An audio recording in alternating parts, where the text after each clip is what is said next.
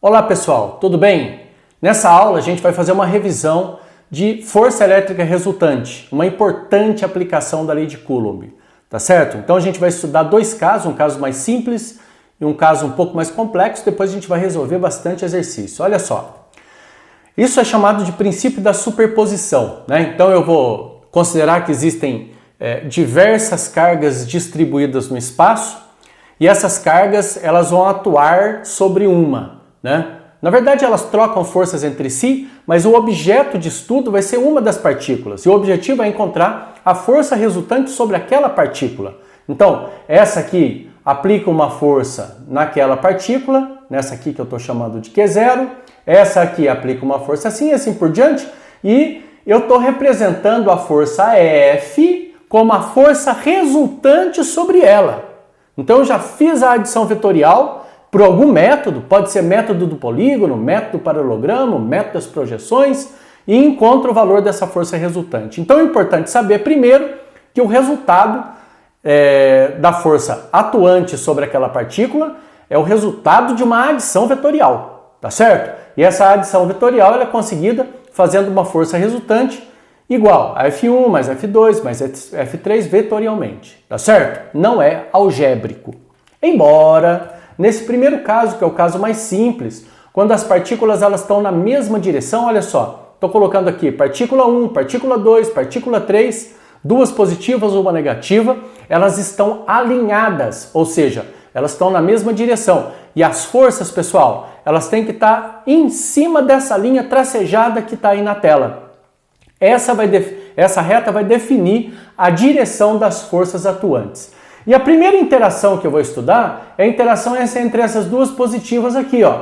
Então a gente tem uma força F1, que é essa positiva, deixa eu pegar meu laser aqui, que é essa positiva, atua nessa empurrando para lá e essa aqui atua nessa empurrando para cá como reação. Tá vendo esse sinalzinho negativo aqui? Indica que é a reação daquela força F1.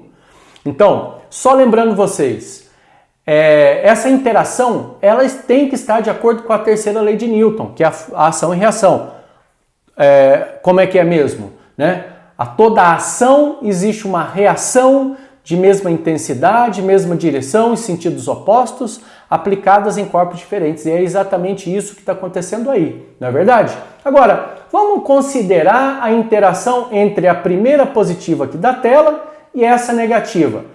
Positivo com negativo se atraem. Então, essa força F2 vai representar a atração, que vai ter o seu vetor oposto, né? Vai ter a sua reação, que eu estou denotando ali por menos F2, tá certo? Então, essas duas partículas elas vão se atrair uma a outra. Agora, e a positiva que está no meio com essa negativa aqui? Interagem também? Claro que sim, né, pessoal? Então aqui a gente tem a força F3 e aqui é a reação dela, menos F3. O objetivo nosso é encontrar a força resultante em cada uma delas. Na verdade, quem vai definir isso vai ser o exercício. Mas aqui, como a gente está fazendo uma demonstração teórica, então eu vou tentar encontrar de cada situação, tá certo? Vamos ver a primeira, pessoal. Eu tenho duas forças opostas. Quando eu tenho duas forças opostas na mesma direção, como é que a gente encontra a força resultante mesmo?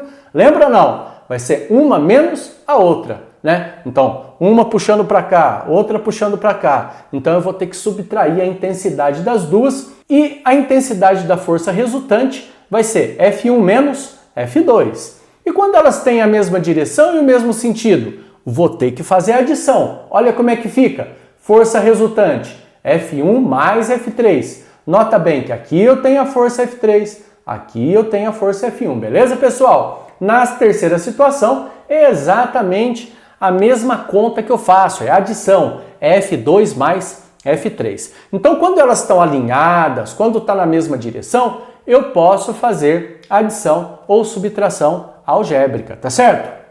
Diferentemente, quando elas não estão alinhadas, que é esse segundo caso aqui, ó. Eu tenho três partículas, estou colocando todas positivas agora, uma está em cima, outra está embaixo, a outra está de lado. E se eu faço a reta que une essas cargas, olha que figura legal, olha que figura bem comportada. Olha só, então essa reta aqui, ela está ligando essas duas positivas, essa reta aqui está ligando essas duas positivas e essa reta aqui está ligando essas duas positivas, tá certo? Então, as forças que eu vou indicar, de novo, tem que estar em cima dessas retas tracejadas. São essas retas que definem a direção do vetor força, beleza? Então vamos fazer a interação entre essas duas aqui, ó.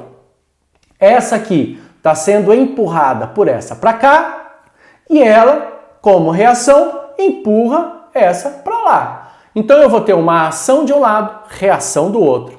Como no primeiro caso, né, pessoal? A toda ação tem uma reação. Agora olha essas duas aqui. A de cima empurra a de baixo para baixo. A de baixo empurra de cima para cima. Acontece repulsão entre elas também. Ação para baixo, reação para cima. E na diagonal, como é que fica, professor? A F3 fica lá para cima, a menos F3 fica para baixo. Ação e reação. Beleza? Bom, agora esses vetores aí, eles não estão alinhados. Então eu não posso simplesmente fazer a adição ou a subtração algébrica. Eu tenho que usar aqui, pessoal, algum método de adição vetorial. Então eu vou usar, já que os vetores eles estão unidos pela bundinha, extremidade inicial com extremidade inicial, eu uso o método do paralelogramo. Lembra dele ou não? Tem que traçar as paralelas. Então primeiro eu vou fazer desse desenho aqui, ó. A adição entre F1 e F2 nessa partícula aqui do canto, no ângulo reto desse triângulo. Então, traça uma paralela a esse vetor, ó. Traça uma paralela a esse vetor. Traça uma paralela ao outro vetor. Do ponto de encontro dos vetores até o encontro das paralelas, traça a força resultante. E aí, como é que eu acho o valor da força resultante? Qual é o módulo da força resultante? Como é que vai ser, pessoal? Lembra ou não? Tá perpendicular, hein? Então eu tenho que aplicar Pitágoras. É isso aí. Olha como é que fica, ó. Força resultante ao quadrado, que é essa aqui do meio, é igual a F1 ao quadrado mais F2 ao quadrado. Muito bom! Aí a pergunta, e se não tiver perpendicular? Bom, pessoal, se não tiver perpendicular e se não tiver alinhado, eu vou ter que usar a lei dos cossenos. Na verdade, o teorema de Pitágoras aqui acaba sendo um caso particular da lei dos cossenos, né? É quando o alfa é igual a 90 graus, é quando o ângulo entre os vetores é igual a 90 graus. Vamos tentar encontrar a força resultante nessa situação aqui, em que as forças, os vetores, eles não formam 90 graus. Como é que vai ser? Traça as paralelas, é a primeira coisa. Então, traçou a paralela a esse vetor, traçou a paralela ao outro vetor, do ponto de encontro dos vetores ao encontro das paralelas, traça a força resultante, traça o vetor soma.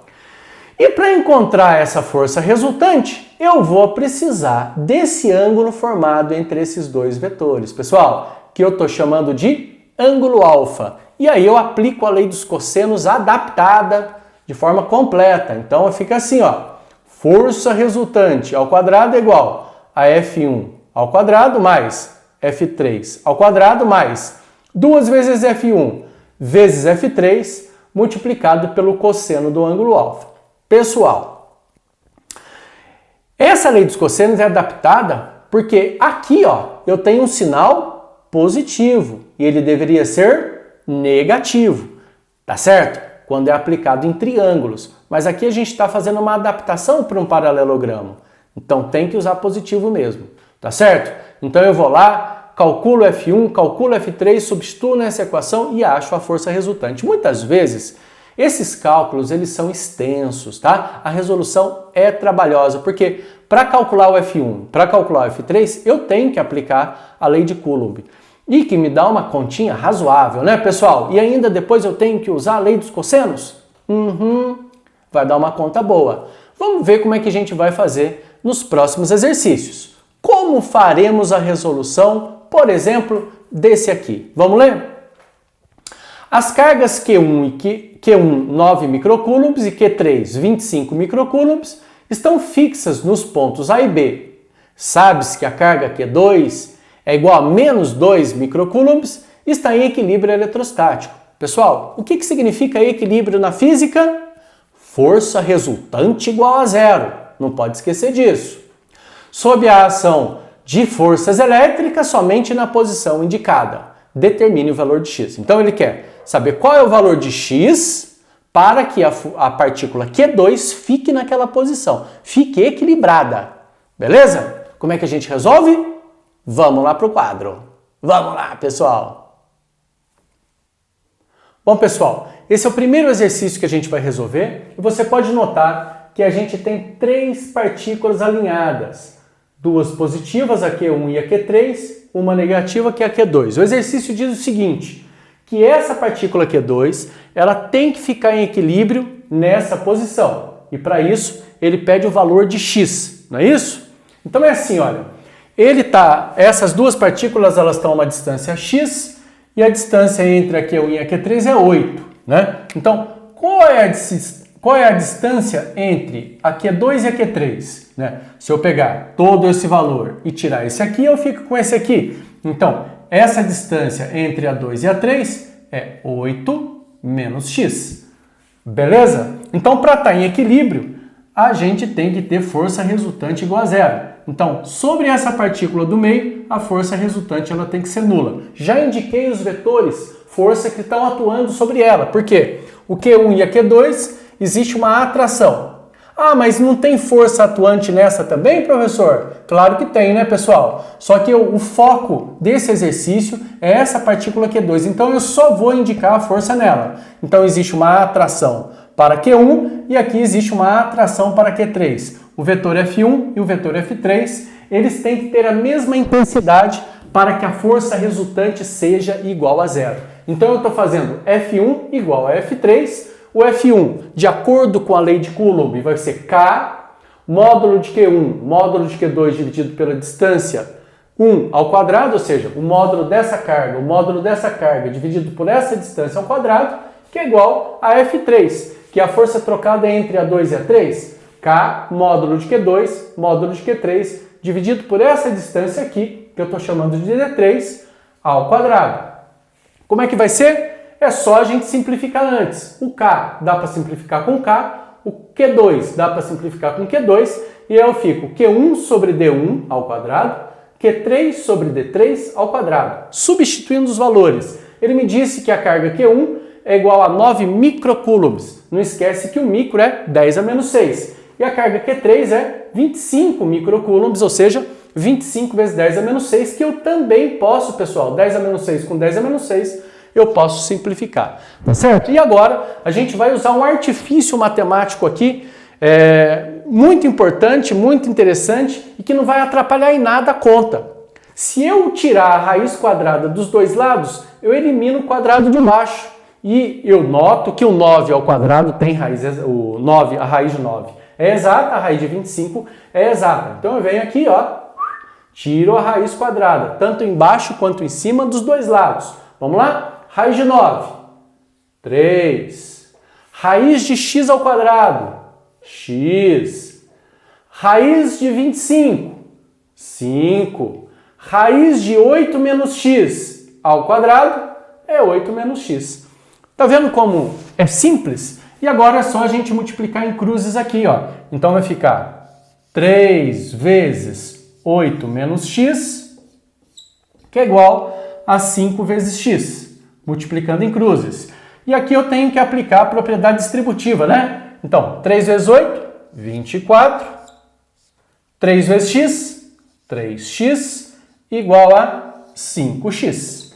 Tudo bem até aqui? E aí, é só passar o 3x para lá, operação inversa, eu tenho que inverter o sinal, vai ficar 5x mais 3x, vai me dar 8x, que é igual a 24. Então eu passo o 8 dividindo, operação inversa novamente, e aí a gente tem um x igual a 3 centímetros. Tá certo? Então, para aquela partícula Q2 estar em equilíbrio, estar em repouso, estar parada naquela posição, estando ela em repouso já, o x tem que ser igual a 3 centímetros. Bom, voltamos aqui para resolver o segundo exercício, né? Esse estudo de caso. Determine o valor da força elétrica resultante sobre a carga Q3 do sistema da figura.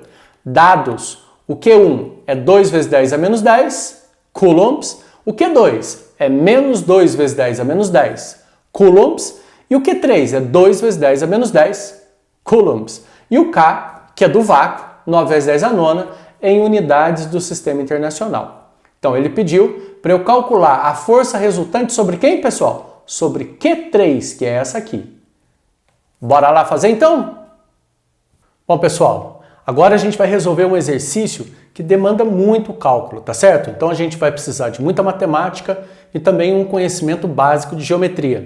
É o seguinte, eu tenho três partículas aqui, a Q1, a Q2 e a Q3, e eu quero a força resultante sobre a Q3. Então, a Q1 vai agir repulsivamente em relação a Q3 e a Q2 vai agir atrativamente em relação a Q3, tá? Então, eu vou indicar aqui a força de atração em relação a Q2. Vamos chamar isso aqui de F2 e repulsivamente, vamos indicar aqui a força, tirar aqui, a força F1, que é a força que a 1 aplica na 3, tá certo? Então, para a gente encontrar a força resultante aqui, eu tenho que usar o método do paralelogramo, né? Vou traçar as paralelas, então traçando a paralela em relação a F1, traçando a paralela em relação a F2, e aí do ponto de encontro dos vetores até o encontro dessas paralelas, a gente tem o vetor resultante, o vetor força resultante. Para encontrar esse vetor força resultante, a gente tem que aplicar a lei dos cossenos, né? E a lei dos cossenos está aqui, ó. Força resultante ao quadrado vai ser a F1 ao quadrado mais a F2 ao quadrado, mais 2 vezes a F1 vezes a F2 multiplicado pelo cosseno de 135 graus. Por que 135? Aqui a gente tem um triângulo, pessoal, que a gente formou pela união, né, dessas três partículas, e esse cateto vale 1 metro, esse cateto vale 1 metro.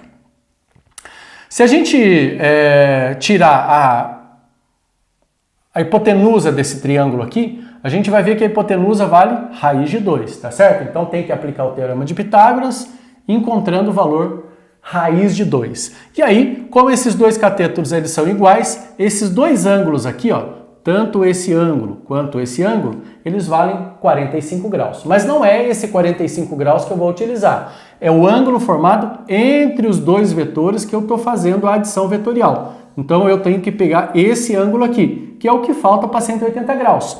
Portanto, esse aqui vale 135 graus. Tá certo? Por isso o cosseno de 135 lá. Como é que a gente vai proceder agora? Tem que achar o valor de F1, tem que achar o valor de F2, depois substituir lá. Isso eu já fiz aqui, vamos ver como é que o procedimento desse cálculo. Lembrando que a lei de Coulomb diz que a força é igual a K, módulo de uma carga, módulo da outra carga, tudo isso dividido pela distância ao quadrado, a distância entre elas ao quadrado. Para achar o valor de F1, que é a força trocada entre A1 e A3, eu fiz K, módulo de Q1, módulo de Q3, dividido pela distância que separa as duas, que no caso é a raiz de 2. Então, substituindo os valores, vai ficar assim, 9 vezes 10 a nona para o K, o Q1, ele vale a mesma coisa que o Q2, que é 2 vezes 10 a menos 10 coulomb, então 2 vezes 10 a menos 10, vezes 2 vezes 10 a menos 10, dividido pela distância que é raiz de 2, tá certo? Então, fazendo essa conta aqui, vai ficar assim, ó, 9 vezes 2 vezes 2 dá 36. Raiz de 2 ao quadrado dá 2. Se eu fizer essa conta, 36 dividido por 2, vai dar 18. A multiplicação da potência de mesma base, eu mantenho a base 10 e somo os expoentes. 9 menos 10 dá menos 11. Tudo bem até aqui? Então, o resultado para F1, 18 vezes 10 a menos 11. Para F2, que é a força trocada entre a 2 e a 3, vai ficar K módulo de Q2, módulo de Q3, dividido pela distância entre elas ao quadrado, que é 1 metro. Então vai ficar 9 vezes 10 a nona, o módulo de Q2, embora seja negativo, o módulo vai ser positivo. 2 vezes 10 a menos 10, vezes 2 vezes 10 a menos 10, dividido por 1 ao quadrado. Como é que fica aqui? Vai ficar 9 vezes 2 vezes 2, dá 36, 1 ao quadrado dá 1. Portanto, 36 vezes 10 a menos 11, mais ou menos o cálculo parecido com o de cima. Então, eu tenho que pegar essa força F1, tem que pegar essa força F2 e tem que substituir aqui na lei dos cossenos. Como é que vai ficar? 18 vezes 10 a menos 11 ao quadrado, 36 vezes 10 a menos 11 ao quadrado, vezes 2 vezes 18 vezes 10 a menos 11, vezes a outra força, que é 36 vezes 10 a menos 11, multiplicado pelo cosseno de 135. Quanto dá o cosseno de 135, pessoal? O cosseno de 45 é raiz de 2 sobre 2. Então ele vai ser menos o cosseno de 45, portanto, menos raiz de 2 sobre 2. Se a gente fizer esse cálculo aqui, ó, 18 ao quadrado dá 324, 36 ao quadrado dá 1.296. Agora presta atenção na conta que eu vou fazer. 2 vezes 18 vezes 36, vezes raiz de 2 dividido por 2. Então, a raiz de 2 eu estou estimando por 1,4, então vai ficar 2 vezes 18 vezes 36 vezes menos 1,4 sobre 2. Já fiz essa conta, dá aproximadamente 907 vezes 10 a menos 22, tá certo? Então, como é que vai ficar isso aqui? Já fiz a conta também. Isso, mais isso, menos isso, dá 713 vezes 10 elevado a menos 22. Eu tenho agora, pessoal, que tirar a raiz quadrada de f quadrado. Então, eu tenho que fazer essa operação matemática dos dois lados, para não alterar a conta. Então, força resultante ao quadrado, tirou raiz, força resultante. 713, tirou raiz, 26,7 aproximadamente. 10 a menos 22, tirou a raiz, 10 a menos 11. Então, o resultado disso vai ser a força resultante atuante sobre a Q3 vai ser 26,7 vezes 10 a menos 11 newtons. Tá certo? Bom, voltamos então para resolver o terceiro exercício, um exercício clássico chamado de pêndulo eletrostático. Então ele diz o seguinte: um pêndulo elétrico de comprimento L e massa igual a 0,12 kg, eletrizado com carga Qzão, é repelido por outra carga igual e fixa no ponto A. Cadê o ponto A? Está aqui. Beleza? Então ela está fixa e esse pêndulo aqui ele está sendo repulsado para lá, portanto, as partículas têm que ter a mesma carga elétrica, né? Tem que ser ou positiva ou negativa. A figura abaixo mostra a posição de equilíbrio do pêndulo. Então, se está em equilíbrio de novo, força resultante sobre essa partícula, né, que está presa nesse pêndulo, tem que ser igual a zero.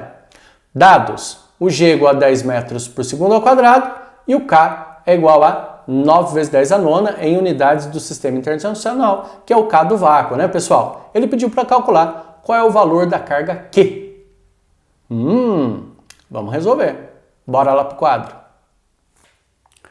Bom, pessoal, agora a gente vai resolver um exercício clássico, um exercício a respeito do pêndulo eletrostático, presente nos melhores vestibulares do Brasil, tá certo? Eu vou descrever esse experimento para vocês. O esquema é o seguinte: então eu tenho uma partícula que fica nessa posição fixa, ela não se movimenta. Na outra ponta do fio, eu coloco uma outra partícula, as duas são carregadas com cargas elétricas iguais a Qzão. Então, Qzão para essa, Qzão para essa. Tá certo? Então, as duas trocam forças de repulsão. Por isso que essa aqui, que está presa no fio, ela fica nessa posição. E ela está em equilíbrio, ou seja, ela está em repouso, equilíbrio estático para ela. Ah, mas por que ela fica nessa posição? Justamente por causa da força eletrostática, né, pessoal? Da força elétrica. Mas não é só a força elétrica que atua sobre ela. Existem outras duas forças. Como é que eu sei? Bom, primeiro que ele falou, a partícula tem massa igual a 0,12 kg. O G igual a 10 metros por segundo ao quadrado. Então, se a partícula ela tem massa e está dentro de um campo gravitacional, no caso é da Terra, então ela tem a ação de uma força peso puxando ela para baixo. Então tem uma peso para cá, ó. Uma força gravitacional para cá. Existe, como eu falei para vocês, uma força de repulsão entre as partículas, né? Então essa força vai ser representada por esse vetorzinho para cá, ó, que eu vou chamar de F. E essas duas forças atuantes sobre essa partícula, puxa essa partícula para cá. E aí o que o fio faz? Segura a partícula, não deixa ela ir, aplica uma força contra, que é a força de tração, uma força provocada contra o puxão que foi dado nessa partícula, ok? Muito bem, pessoal. E aí, a configuração do pêndulo eletrostático me leva à ideia de um triângulo. Esse triângulo aqui, ó, o triângulo das medidas, né? Porque ele falou que a distância entre as partículas é 0,3 metros. Esse triângulo tem um cateto igual a 0,4 e aqui a gente vai ter a hipotenusa do triângulo, que é o comprimento do fio. Como é que eu faço para encontrar o comprimento do fio, que o exercício falou que é L? Então, se a gente estiver no triângulo retângulo, é melhor a gente aplicar Pitágoras, né, pessoal? Então, aplicando Pitágoras aqui, vai ficar assim, ó. L quadrado, que é a hipotenusa ao quadrado, é igual a 0,3 ao quadrado mais 0,4 ao quadrado. Resolvendo essa conta, vai ficar assim, ó. 0,3 ao quadrado, 0,09. 0,4 ao quadrado, 0,16. Somando os dois, 0,25. Tirou a raiz, esse valor aqui, pessoal, é 0,5 metros. Bom, se você tivesse sacado também que esse triângulo é o pitagórico, né? Sacou ou não? Aqui um cateto vale 3, outro cateto vale 4, então a hipotenusa valeria 5, né, pessoal? Só que dividido tudo por 10, na proporção dessa divisão por 10. Então, 0,3, 0,4, 0,5. Não precisaria nem resolver Pitágoras aqui. Beleza? Bom, vamos voltar a falar das forças, né? Se eu quiser fazer a soma vetorial dessas forças, quanto é que vai dar? Se ele falou que está em equilíbrio, a soma vetorial delas dá 0. Então, se eu montar uma figura com essas três forças aqui, essa figura vai ser fechada. Vai ser um triângulo. Tem 3 lados, né, pessoal? Então, vai ficar uma tração aqui. Usando o método do polígono, eu vou tirar esse peso daqui. Vou colocar a extremidade inicial dele na final da tração, cabecinha na. Lembra dessa ou não? E aí a gente pega a força F e fecha o triângulo aqui, pessoal. Força F para cá. E esse ângulo aqui, ó, que eu chamei aqui em cima no triângulo, que é o ângulo formado entre a diagonal e a vertical de alfa, ele vai ser nesse triângulo o ângulo formado entre a diagonal e a vertical. Também vai ser alfa. Por que eu estou dizendo? E por que eu tenho que usar esse ângulo de abertura ali, né? Porque eu quero comparar os dois. Eu quero comparar o triângulo de medidas com o triângulo de forças. E a gente vai fazer essa comparação através da tangente. Porque eu tenho a medida do cateto oposto aqui, tenho a medida do cateto adjacente aqui. Conheço a equação que calcula a força elétrica e conheço a equação que calcula a força peso. A tração não, né? Mas as duas, então eu posso aplicar a tangente, cateto oposto e cateto adjacente, vai ficar assim, ó. A tangente de alfa no triângulo das medidas é 0,3 dividido por 0,4, oposto sobre adjacente, e no triângulo das forças, a força sobre o peso, oposto sobre adjacente também. Aí, se você quiser pensar assim, fica mais fácil, ó. 0,3 dividido por 0,4 é a mesma coisa que 3 dividido por 4. 3 quartos, né, pessoal? E aí, vai ficar 3 quartos igual a força elétrica dividido pela força peso. Veja o que eu fiz. Passei o peso multiplicando e aí o F ficou igual a 3P sobre 4. Como eu sei que a força gravitacional, ou seja, a força peso, ela vale mg, no lugar do peso eu coloco mg. Então fica 3 vezes m vezes g dividido por 4. Ele me falou que a massa é 0,12, o g é 10. Então olha a conta que eu vou fazer. 0,12 vezes 10, 1,2. Dividido por 4, 0,3. Vezes 3, 0,9. Então esse é o valor da força elétrica que vai atuar sobre essas partículas aqui. Bom, cheguei onde eu queria, porque a força elétrica ela é dada pela lei de Coulomb, né? F é igual a K, módulo de uma carga, Q, módulo da outra carga, Q, elas são idênticas, dividido pela distância ao quadrado. Então eu vou ficar com 9 vezes 10 a menos 1, o valor da força em notação científica. O K é 9 vezes 10 a nona, Q vezes Q é Q quadrado, E a distância, pessoal? 0,3 metros. Em notação científica, 3 vezes 10 a menos 1. O que eu vou fazer? Eu vou passar esse valor multiplicando o 9 vezes 10 a menos 1. E depois eu vou passar o 9 vezes 10 a nona dividindo, para isolar o Q quadrado. Para isolar o Q quadrado, tá certo?